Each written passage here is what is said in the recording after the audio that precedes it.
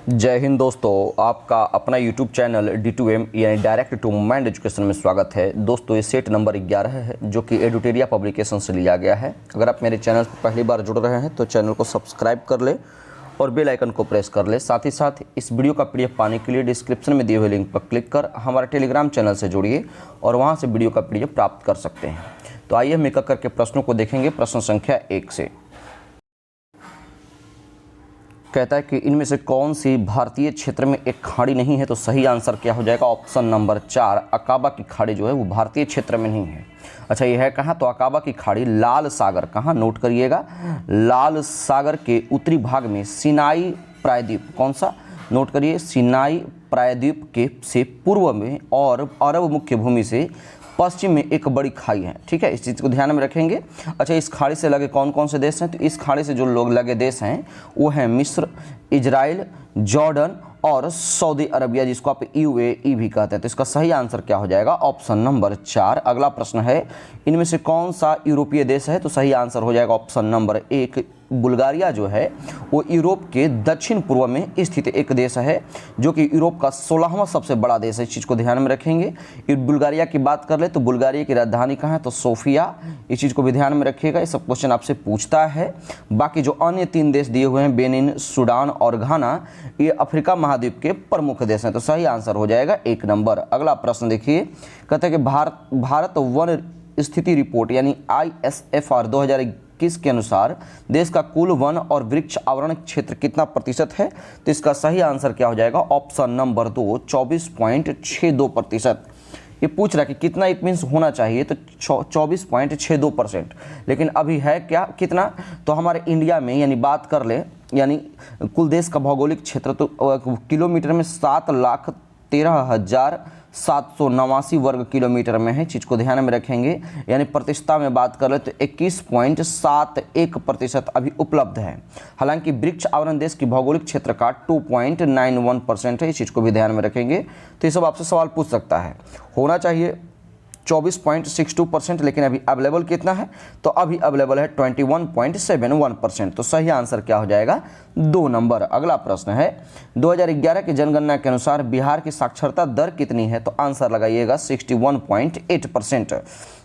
जिसमें पुरुष की साक्षरता दर कितनी है? तो 71.20%। जबकि महिला की साक्षरता दर कितनी है? तो 51%, ठीक है। तो इसका सही आंसर क्या हो जाएगा? 1 नंबर। अगला प्रश्न है, कहता है कि दक्षिण पश्चिम मानसून काल में निम्नलिखित स्थानों में से सबसे कम वर्षा कहाँ होती है? तो दक्षिण पश्चिम मानसून की बात कर रही है। तो ध्यान में रखेंगे, दक्षिण पश्चिम मानसून काल में जो है सबसे कम वर्षा जो होती है वो चेन्नई में होती है। कहाँ होती है? चेन्नई में होती है, जहाँ के मैं अभी कार्यरत हूँ। यहाँ सर्वाधिक वर्षा जो है दोस्तों उत्तर पूर्वी यानी लौटती हुई मानसून के द्वारा प्राप्त की जाती है। साफ साफ शब्दों में कह दिया जाए कि नॉर्थर्न में जब ठंडे पड़ते हैं तो यहाँ पर खूब झमाझम यानी नवंबर दिसंबर के टाइम में बारिश होता है, और ये चीज़ मैंने अनुभव भी यहाँ पे किया। तो सही आंसर क्या हो जाएगा? 3 नंबर। अगला प्रश्न है, मसानजोर जल विद्युत परियोजना किस नदी पर स्थित है? BBI क्वेश्चन इसको लगाइए, इस तरह का क्वेश्चन पूछता है। तो ध्यान में रखेंगे, मसानजोर बांध जो है भारत के झारखंड राज्य के दुमका के पास, कौन सा? दुमका एक जगह है, दुमका के पास जो है दोस्तों ये मसानजोर में स्थित एक मयूराक्षी नदी पर, किस नदी पर? मयूराक्षी नदी पर बना हुआ जल विद्युत बांध है। ठीक है, इसे कनाडा बांध भी कहा जाता है। कौन सा बांध के नाम से इसे जाना जाता है? तो कनाडा बांध के भी नाम से इसे जाना जाता है। इस चीज़ को ध्यान में रखेंगे। मयूराक्षी पर मानसरोवर जो है मसानजोर बांध कब बनाया गया था? तो मयूराक्षी नदी पर जो मसानजोर बांध था 1955 ईस्वी में बनाया गया था। तो सही आंसर हो जाएगा 3 नंबर। अगला प्रश्न देखिए, कहता है कि किस स्थान पर पृथ्वी का चुंबकीय क्षेत्र क्षैतिज होता है? तो आंसर लगाइएगा ऑप्शन नंबर 2, चुंबकीय भूमध्य पर। प्रश्न की बंदी प्रत्यक्षीकरण की रीट जारी करने की शक्ति किसे में निहित है? तो सही आंसर हो जाएगा, यानी समझ लीजिए कि रीट जारी करने की जो शक्ति है वो उच्चतम न्यायालय और उच्च न्यायालय दोनों को है। यानी ऑप्शन नंबर 1 तो इसका सही आंसर हो जाएगा। यानी उच्चतम न्यायालय जो है वो आर्टिकल यानी अनुच्छेद 32 के तहत, यानी सुप्रीम कोर्ट, और हाई कोर्ट जो है वो आर्टिकल 226 के तहत जो है दोनों को 5 रीटों को जारी करने का हक है। ध्यान में रखेंगे। तो सही आंसर क्या हो जाएगा? ऑप्शन नंबर ऑप्शन नंबर 1 और 2 यानी ऑप्शन नंबर 2 इसका करेक्ट आंसर हो जाएगा। अगला प्रश्न है कि किस अनुच्छेद के तहत किसी राज्य की विधानसभा में 500 से अधिक तथा 60 से कम सदस्य जो है नहीं हो सकते हैं? तो सही आंसर हो जाएगा ऑप्शन नंबर 1। भारतीय संविधान के अनुच्छेद 170 के तहत किसके तहत 170 के तहत किसी राज्य की विधानसभा में 500 से अधिक तथा 60 से कम सदस्य नहीं हो सकता, जबकि जो है 171 के 1 के तहत, ध्यान में रखेंगे 171 के 1 के तहत विधान परिषद के सदस्य की संख्या उस राज्य की विधानसभा के सदस्यों की कुल संख्या के 1/3 से अधिक नहीं होगी, लेकिन किसी भी स्थिति में 40 से कम नहीं होगी, ध्यान में रखेंगे। तो इसका सही आंसर क्या हो जाएगा दोस्तों? ऑप्शन नंबर 1 इसका करेक्ट आंसर हो जाएगा, ना कि ऑप्शन नंबर 2 लगाएंगे। अगला प्रश्न है, कहता है कि अनुसूचित जातियों के लिए अलग राष्ट्रीय आयोग किस वर्ष में अस्तित्व में आया था? आंसर लगाइएगा 2004 में, ऑप्शन नंबर 1। अगला प्रश्न है कि किस संविधान संशोधन द्वारा राष्ट्रपति को कोई भी मामला मंत्रिपरिषद द्वारा पुनर्विचार करने के लिए वापस भेजने के लिए अधिकार दिया गया है?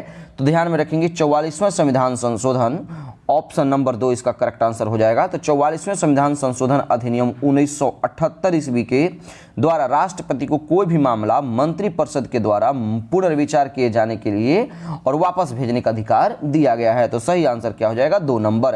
अगला प्रश्न है कि निम्नलिखित में से किस भाषा को केंद्रीय सरकार के द्वारा शास्त्रीय भाषा यानी क्लासिकल म्यूजिक, क्लासिकल लैंग्वेज का दर्जा दिया गया है? तो सबसे पहले तो मैं आपको बता दूं कि टोटल क्लासिकल लैंग्वेज हैं कितने? तो टोटल क्लासिकल लैंग्वेज है 6। इसमें तो करेक्ट आंसर हो जाएगा ऑप्शन नंबर 2 जो है तमिल भाषा। तो तमिल भाषा को क्लासिकल लैंग्वेज का दर्जा कब मिला था? तो 2004 ईस्वी में। इसके बाद और नोट करिए, एक था संस्कृत है, तो संस्कृत को मिला 2005 ईस्वी में भाषा का, क्लासिकल भाषा का दर्जा। फिर मिला तेलुगु को 2008 ईस्वी में, फिर कन्नड़ को फिर 2008 ईस्वी में। इसके बाद आता है मलयालम 2013 ईस्वी में, और इसके बाद ओडिसी जो एक भाषा है इसको 2014 ईस्वी में क्लासिकल भाषा का जो क्या मिला? तो दर्जा मिला। तो इसका सही आंसर क्या हो जाएगा? Option number 2। अगला प्रश्न है, कहता है कि संविधान के किस अनुच्छेद में सर्वोच्च न्यायालय को अभिलेख न्यायालय के रूप में वर्णित किया गया है? तो आपको बता दें कि भारतीय संविधान के अनुच्छेद 129, वीवीआई क्वेश्चन, इसको नोट करिए, छपेगा एग्जाम में। अनुच्छेद 129 में सर्वोच्च न्यायालय को कोर्ट ऑफ रिकॉर्ड, जिसको आप अभिलेख न्यायालय भी कहते हैं, क्या मैंने कहा? कोर्ट ऑफ रिकॉर्ड, ठीक है, रिकॉर्ड, कोर्ट ऑफ रिकॉर्ड जिसे आप अभिलेख न्यायालय भी कहते हैं, बनाया गया। और अनुच्छेद 129 कहता क्या है? तो इसके अनुसार सर्वोच्च न्यायालय अभिलेख न्यायालय होगा और उसके पास ऐसे न्यायालय की सभी शक्तियां शामिल होगी जिसमें स्वयं को अवमानना के लिए दंड देने की शक्ति भी शामिल हो। तो सही आंसर क्या हो जाएगा? Option number 4। अगला प्रश्न देखिए, कहता है कि राष्ट्रपति के निर्वाचन में निम्नलिखित में से कौन सा भाग नहीं लेता है? सही आंसर हो जाएगा ऑप्शन नंबर 3। लोकसभा का गैर निर्वाचित सदस्य जो है राष्ट्रपति के निर्वाचन में भाग नहीं लेता है। अच्छा, राष्ट्रपति की चर्चा किस अनुच्छेद में की गई है, यानी राष्ट्रपति के निर्वाचन की प्रक्रिया? तो राष्ट्रपति के निर्वाचन की प्रक्रिया जो है अनुच्छेद 55 में किया गया है, इस चीज को नोट करिएगा। तो सही आंसर हो जाएगा 3 नंबर। अगला प्रश्न देखिए क्या कहता है, कहता है कि निम्नलिखित में से कौन सा विकल्प रंगराजन समिति से संबंधित है? तो मैं आपको बता दूं कि भुगतान संतुलन का जो विकल्प है वो रंगराजन समिति से संबंधित है, इस चीज को ध्यान में रखेंगे। एक था अरविंद सुब्रमण्यम समिति, इसको इंपॉर्टेंट क्वेश्चन है, बहुत ही इंपॉर्टेंट, बेहद ही इंपॉर्टेंट, मैं आपको बोल रहा हूं, इस चीज को मैं आपको बोल रहा हूं, नोट करिए। अरविंद सुब्रमण्यम समिति का संबंध जो है दोस्तों वो जीएसटी से, आपसे ये पूछेगा कि जीएसटी समिति का संबंध जो है वो किससे है? तो अरविंद सुब्रमण्यम समिति से, ठीक है। अच्छा, स्वामीनाथन समिति तो जो है ये जनसंख्या नियंत्रण का विषय था। जानकी रामन समिति जो है प्रतिभूति घोटाला से संबंधित था। एक है खुसरो समिति, तो खुसरो समिति का जो संबंध था दोस्तों ये कृषि साख से संबंधित था, ठीक है, ध्यान में रखेंगे, याद रखिएगा। ख फॉर खुसरो और क से कृषि। तो सही आंसर क्या मैं बता दूं इसका? तो इसका सही आंसर हो जाएगा ऑप्शन नंबर 4। अगला प्रश्न है, कहता है कि प्रति व्यक्ति आय की गणना कैसे की जाती है? तो प्रति व्यक्ति आय की गणना आप कीजिए और राष्ट्रीय आय में जनसंख्या से भाग दे दीजिए, आपको प्रति व्यक्ति आय निकल जाएगा। प्रश्न है कि निम्नलिखित में से कौन सा एक भारतीय रिजर्व बैंक का कार्य नहीं है? तो भारतीय रिजर्व बैंक का कार्य नहीं, वो साख सृजन। साख सृजन का जो कार्य वाणिज्यिक बैंकों के द्वारा किया जाता है, जबकि साख नियंत्रक मौद्रिक नीति का निर्माण वाणिज्यिक बैंकों की शिखर संस्था के रूप में जो है कार्य आरबीआई की है, ध्यान में रखेंगे। तो सही आंसर क्या हो जाएगा? Option number 1। अगला प्रश्न है, कहता है कि 1 माइक्रोन किसके बराबर होता है? तो 1 माइक्रोन आपसे पूछा है, ध्यान में रखेंगे। तो 1 माइक्रोन आप लगाएंगे 10⁻⁻6 मीटर, न कि आपका नैनोमीटर दिया हुआ रहता तो 10⁻⁹ लगा देते, सही होता है। लेकिन यहाँ पर आपसे पूछा मीटर में दिया हुआ है तो आप -10 लगाइएगा। वहीं 10⁻⁹ होता तो यहाँ पर आप नैनोमीटर लिखते हैं, वहीं 10⁻12 मीटर है। तो ये क्या है दोस्तों? 1 पिकोमीटर के बराबर ये होता है। ये किसके बराबर होता है? तो 1 पिकोमीटर के बराबर। वहीं 10⁻⁻15 है तो ये 1 फेम्टोमीटर के बराबर होता है। इस चीज़ को लिखिएगा, किस 1 फेम्टोमीटर के बराबर। तो सही आंसर हो जाएगा 3 नंबर।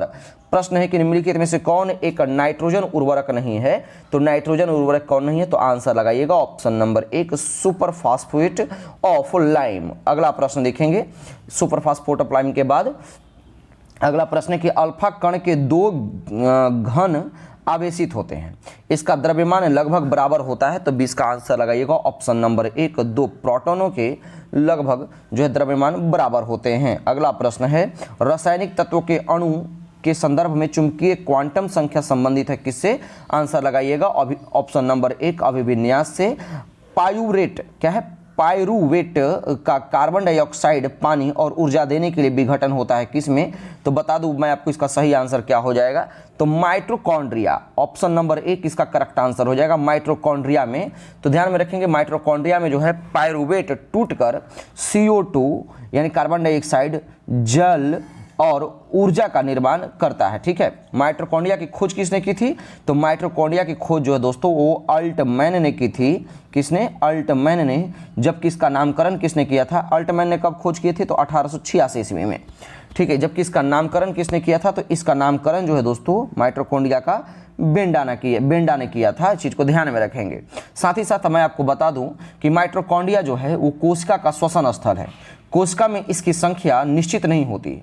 ऊर्जा युक्त कार्बनिक पदार्थों का ऑक्सीकरण माइटोकॉन्ड्रिया में होता है, जिससे काफ़ी मात्रा में ऊर्जा प्राप्त होती है।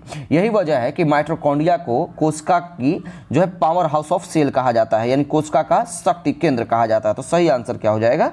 1 नंबर। अगला प्रश्न है कि पेडोलॉजी निम्नलिखित वैज्ञानिक अध्ययन किया जाता है।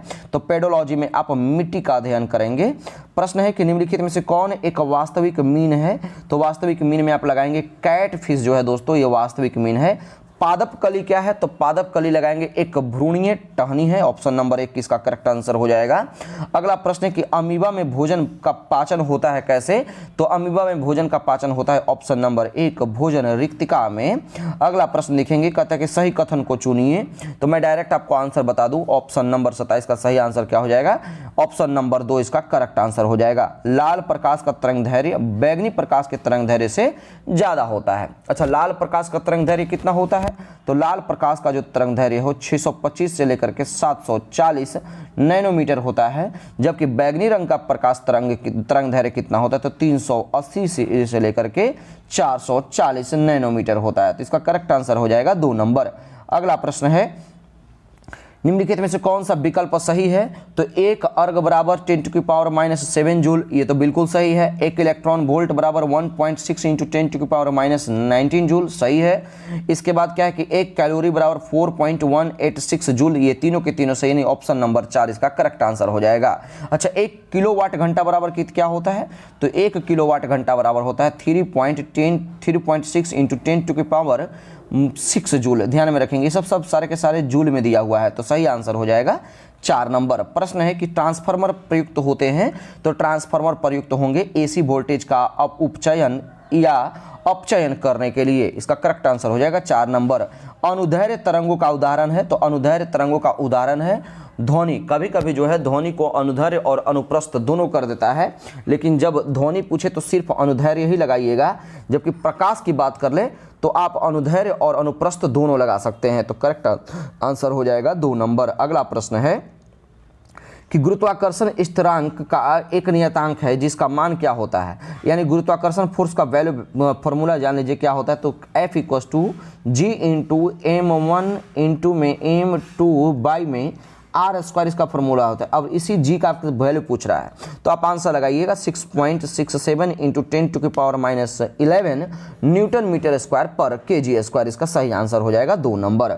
अगला प्रश्न है, कहता है कि जब किसी तालाब के शांत जल में पत्थर फेंका जाए तो तालाब में जल के पृष्ठ पर उठने वाली लहरें होती है।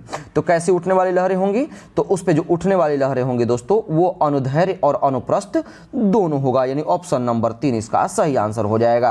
अगला प्रश्न है कि निम्नलिखित में से ध्वनि की चाल किस में न्यूनतम होगी? तो मैं आपको बता देता हूं, इसके बाद आप जानते रहेंगे।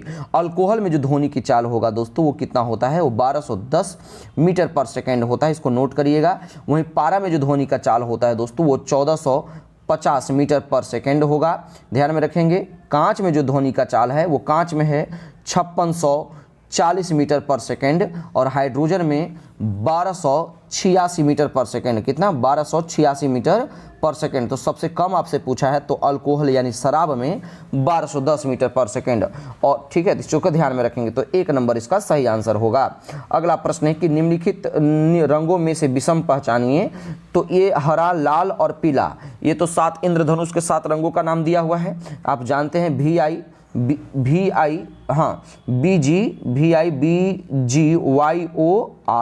1 2 3 4 5 6 7। इसमें भूरा जो है इसका आंसर नहीं होगा, सॉरी इसका आंसर हो जाएगा, इसमें करेक्ट आंसर क्या हो जाएगा? 2 नंबर, ये विषम है। प्रश्न है कि इंसुलेटर का विद्युत प्रतिरोध होता है। तो इंसुलेटर का विद्युत प्रतिरोध होता है असीम रूप से उच्च। अगला प्रश्न है कि संवहन द्वारा ऊष्मा स्थानांतरण हो सकता है किसमें? तो संवहन द्वारा ऊष्मा का स्थानांतरण जो होगा वो गैस एवं द्रव दोनों में होगा, यानी ऑप्शन नंबर 3 इसका करेक्ट आंसर हो जाएगा।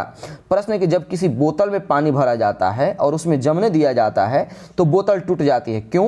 क्योंकि पानी जो है जब बर्फ में बदल जाता है यानी जम जाता है तो उसका आयतन बढ़ जाता है, जिसके वजह से जो है बोतल टूट जाता है। लेकिन इसमें आंसर क्या दिया हुआ है? पानी जमने पर फैलता है, यानी ऑप्शन नंबर 1 इसका करेक्ट आंसर हो जाएगा। अगला प्रश्न है कि निम्नलिखित में से कौन सा विद्युत चुंबकीय तरंगों का गुण नहीं है? आंसर मैं आपको बता दूं, इसका सही आंसर हो जाएगा 1 नंबर। विद्युत चुंबकीय तरंगे व्यतिकरण तथा विवर्तन नहीं दिखाती। ठीक है, ध्यान में रखेंगे। पहले जो है वे तरंगे जिनके संचारण के लिए किसी भी माध्यम की आवश्यकता नहीं होती है वे विद्युत चुंबकीय तरंग कहलाते हैं, इसमें कोई संदेह नहीं है। ये तरंगे किस तरह के होती है? यानी विद्युत चुंबकीय तरंग जो होती है वो अनुप्रस्थ और उदासीन दोनों होते हैं, ये तो बिल्कुल सही है। साथ ही साथ ध्यान में रखेंगे कि इसमें विद्युत क्षेत्र तथा चुंबकीय क्षेत्र परस्पर यानी एक दूसरे के लंबवत दोलन करते हैं और तरंगों के संचरण की दिशा विद्युत एवं चुंबकीय क्षेत्र में के लंबवत होती है। तो इसका सही आंसर क्या हो जाएगा? Option number 1। अगला प्रश्न है, देखिए क्या कहता है। कहता है कि निम्नलिखित में से वह पदार्थ कौन सा है जो प्रायः फ्लोरोसेंट ट्यूबों में इस्तेमाल किया जाता है? तो सही आंसर लगाएंगे ऑप्शन नंबर 3 पारद यानी पारा वाष्प और ऑर्गन को फ्लोरोसेंट ट्यूब में यूज किया जाता है। मैंने आपको पहले सेट में यानी सेट नंबर 10 में आपसे क्वेश्चन पूछा था, यानी आया था सेट में कि हैलोजन लैंप में किसका किसका प्रयोग किया जाता है। तो आप इसका आंसर मुझे आप कमेंट बॉक्स में देंगे। तो इसका सही आंसर क्या हो जाएगा? 3 नंबर। अगला प्रश्न है कि प्रति अम्ल के रूप में निम्नलिखित में प्रयोग किया जाने वाला क्षारक क्या है? तो प्रति अम्ल के रूप में जो प्रयोग किया जाने वाला क्षारक है वो ऑप्शन नंबर 3 इसका करेक्ट आंसर हो जाएगा मैग्नीशियम और हाइड्रोक्साइड। ध्यान में रखेंगे मैग्नीशियम हाइड्रोक्साइड को ही मिल्क ऑफ मैग्नीशिया के नाम से जाना जाता है। इसका सूत्र क्या होता है? तो MgOH का होल ट्वाइस। क्यों? क्योंकि इसे जो है ये जल में घुल करके दूध जैसा दिखाई देता है। कैसा दिखाई देता है? दूध जैसा। इसका उपयोग जो है पेट की अम्लता दूर करने के लिए किया जाता है। तो सही आंसर क्या हो जाएगा? 3 नंबर। प्रश्न है सोमालिया की राजधानी कहाँ है? तो नोट करिएगा सोमालिया की राजधानी कहाँ है दोस्तों? तो मोगाडिशु। कहाँ? मोगाडिशु। बुडापेस्ट तो हंगरी की राजधानी बुडापेस्ट। वहीं बुखारेस्ट की बात कर लें तो ये रोमानिया की राजधानी है, जबकि किंशासा ये कांगो लोक गणराज्य का राजधानी है। तो सही आंसर क्या हो जाएगा? Option number 2। अगला प्रश्न है, क्या है देख लीजिए। कहता है कि निम्नलिखित में से कौन सा ऊर्जा का गैर परंपरागत स्रोत नहीं है? तो आंसर लगाइएगा कोयला, ये आसानी से समाप्त हो सकता है। तो ये गैर परंपरागत स्रोत नहीं है। प्रश्न है मानव सूचकांक की अवधारणा का प्रतिपादन कब किया गया था? यानी ह्यूमन डेवलपमेंट इंडेक्स HDI। तो आंसर लगाइएगा ऑप्शन नंबर 3 1990 ईस्वी में इसका करेक्ट आंसर हो जाएगा। कहता राष्ट्रीय कैडेट कोर यानी NCC की स्थापना किस वर्ष हुई थी?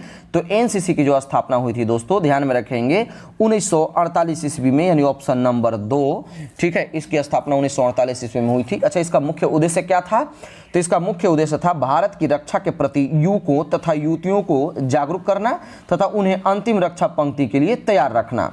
इसका आदर्श वाक्य क्या है? तो एकता और अनुशासन, इस चीज का ध्यान में रखेंगे। इसका आदर्श वाक्य है। तो करेक्ट आंसर क्या हो जाएगा? 2 नंबर।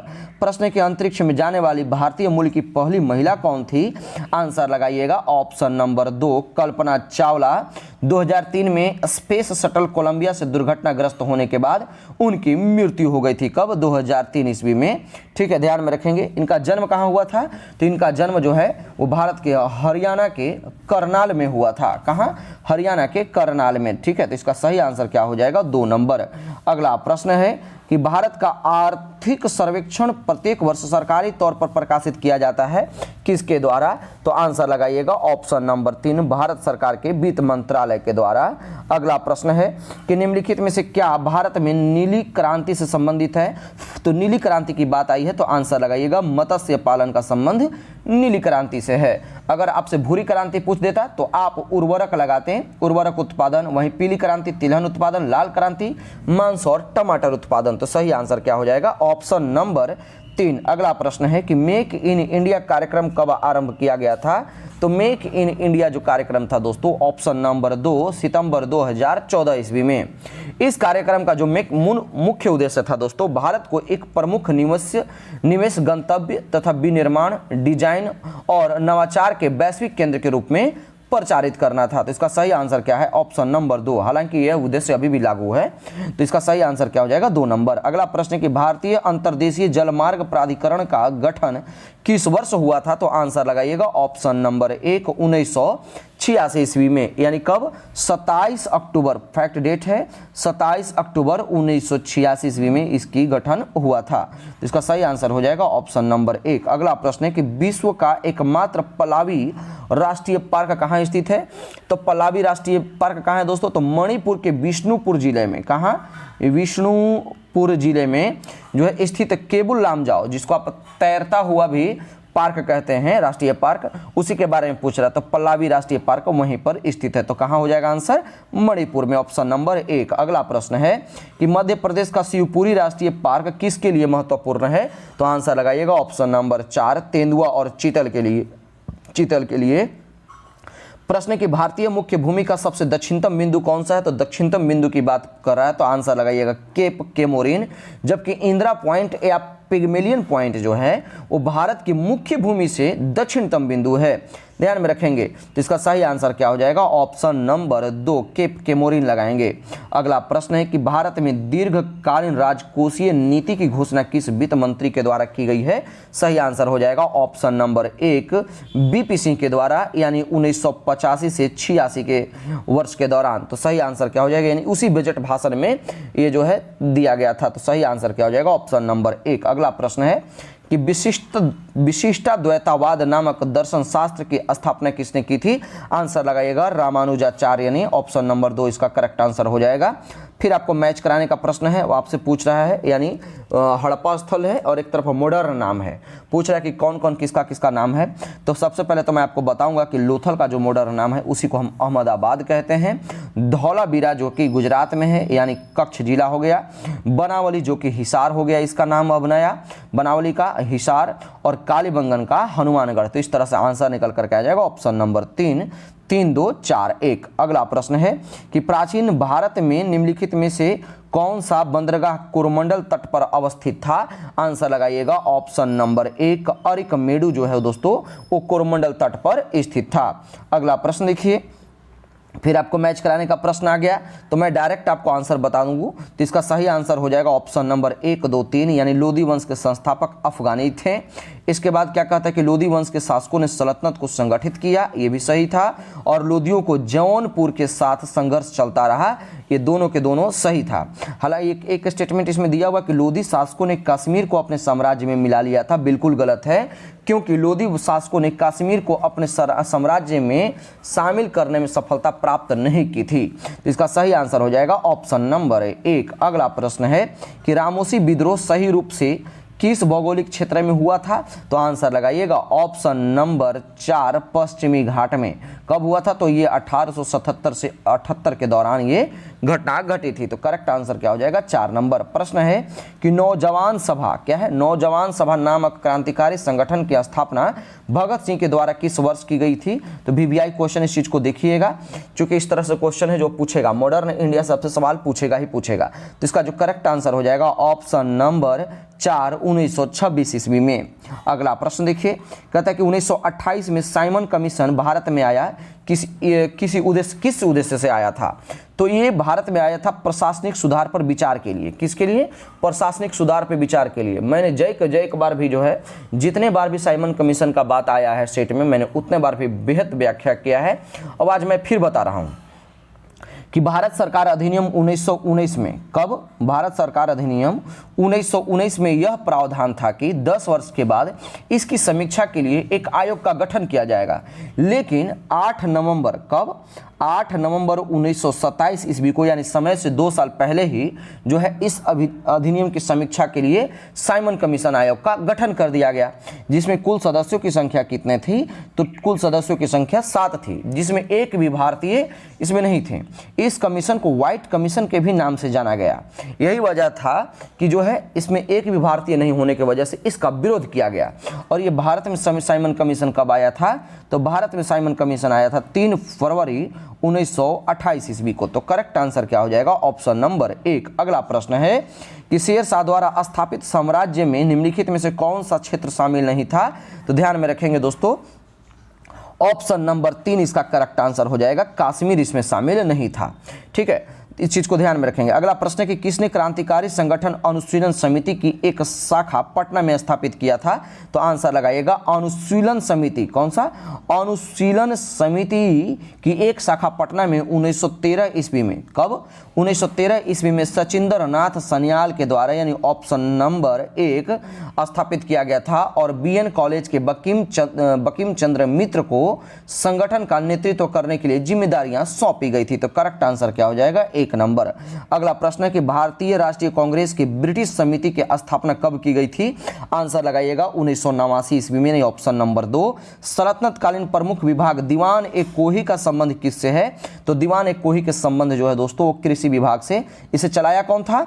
तो इसका जो व्यवस्था किया था वो मोहम्मद बिन तुगलक, जिसको आप MBT भी कहते हैं। एक था दीवान ए बंदगान जो कि दास विभाग से संबंधित था। ये किसने स्थापित किया था? तो फिरोज शाह तुगलक ने। एक था दीवान ए अर्ज, ये सैन्य विभाग से संबंधित था, जो कि बलबन के द्वारा स्थापित किया गया था। तो सही आंसर क्या हो जाएगा? 3 नंबर। प्रश्न है कि निम्नलिखित में से किस मुगल शासक ने संगीत और नृत्य पर प्रतिबंध लगाया था? तो आंसर लगाइएगा ऑप्शन नंबर 3 औरंगजेब, जबकि ये खुद बीना बजाने में कुशल था। ठीक है, तो सही आंसर हो जाएगा 3 नंबर। प्रश्न है कि निम्नलिखित में से किस दिन संयुक्त राष्ट्र शांति सैनिकों का अंतर्राष्ट्रीय दिवस मनाया जाता है? सही आंसर हो जाएगा ऑप्शन नंबर 2 29 मई को। अगला प्रश्न है कि अंतरिक्ष में जाने वाली पहली अरब महिला अंतरिक्ष यात्री कौन बनी है? तो 67 का आंसर लगाइएगा ऑप्शन नंबर 1 रेयानी बरनामी। यहां से आपका करंट अफेयर का सवाल शुरू होता है। प्रश्न है कि नोबेल शांति पुरस्कार 2023 प्राप्त करने वाले नरगिस मोहम्मदी का संबंध किस देश से है? तो आंसर लगाइएगा इनका संबंध ईरान से है। थोड़ा इनके बारे में जरा सुन लीजिए, बड़ा ही रोचक इंपॉर्टेंट आपको रोचक तथ्य मिलेगा। सबसे पहले तो मैं आपको बता दूं कि ओस्लो में नॉर्वेजियन नोबेल समिति के द्वारा नरगिस मोहम्मदी को ईरान में महिलाओं के उत्पीड़न के विरोध में जो सभी के लिए मानवाधिकारों और स्वतंत्रता को बढ़ावा देने के लिए उन्होंने ये लड़ाई लड़ी, जिसके वजह से 2023 में इनको नोबेल का शांति अवार्ड मिला। ईरान शासन ने, अब ट्विस्ट है इसमें कि ईरान शासन ने ये नरगिस मोहम्मदी को 13 बार गिरफ्तार किया था। कितना बार? 13 बार गिरफ्तार किया, 5 बार जो है दोषी ठहराया और कुल 31 वर्ष तक जेल में रखा और 154 कोड़े की सजा सुनाई थी। ठीक है, ध्यान में रखेंगे। वे अभी वर्तमान में तेहरान में 10 वर्ष की सजा काट रही हैं, यानी अभी भी वो जेल में ही है। तो इसका सही आंसर क्या हो जाएगा? ऑप्शन नंबर 1 इसका करेक्ट आंसर हो जाएगा। अगला प्रश्न है कि केंद्र सरकार ने निम्नलिखित में से किसके विजन को आकार करने के लिए अलग सहकारिता मंत्रालय बनाया है? तो आंसर लगाइएगा ऑप्शन नंबर 4 सहकार से समृद्धि। प्रश्न है कि एशियन पैरा गेम्स 2023 में पैरा कैनोइंग में स्वर्ण पदक जीतने वाली पहली भारतीय कौन है? तो आंसर लगाएंगे प्राची यादव, ऑप्शन नंबर 1। अगला प्रश्न है 71 नंबर, क्या कहता है? कहता है कि विश्व प्रेस स्वतंत्रता सूचकांक जो है 2023 में निम्नलिखित में से किस देश को अंतिम स्थान दिया गया है? तो अंतिम स्थान पर रहा है उत्तर कोरिया, जबकि टोटल 180 देशों में भारत का स्थान रहा है 161वां, जो कि बहुत ही खराब है। तो करेक्ट आंसर क्या हो जाएगा? Option number 2। हालांकि 2022 में इसका कुछ स्थिति सही था, 150वां था, लेकिन अब 161वां हो गया है। तो सही आंसर हो जाएगा 2 नंबर। अगला प्रश्न है कि नवंबर 2023 में पहला आर्टिफिशियल इंटेलिजेंस यानी AI सुरक्षा शिखर सम्मेलन 2023 का आयोजन किस देश में किया गया? आंसर लगाइएगा ब्रिटेन में। अगला प्रश्न है कि आयुर्वेद में नवाचार और अनुसंधान को बढ़ावा देने के लिए किस मंत्रालय के तहत केंद्रीय आयुर्वेद विज्ञान अनुसंधान परिषद ने आयुर्वेद ज्ञान नैपुण्य पहल यानी अग्नि की शुरुआत की है? तो आंसर हो जाएगा आयुष मंत्रालय के द्वारा, यानी ऑप्शन नंबर 4 इसका करेक्ट आंसर हो जाएगा। अगला प्रश्न है कि अगला नहीं बल्कि सेशन का लास्ट प्रश्न है कि महान भारतीय खिलाड़ी तुलसीदास बलराम का हाल ही में निधन हो गया, वह किस खेल से संबंधित है? तो आंसर लगाइएगा ऑप्शन नंबर 4 इसका करेक्ट आंसर हो जाएगा। और कितना? फुटबॉल। उम्मीद करते हैं कि आपको सेशन पसंद आया होगा। अगर सेशन पसंद आए तो आप अधिक से अधिक शेयर कीजिए और हमारे चैनल से कंटिन्यू जुड़े रहिए। तब तक के लिए धन्यवाद।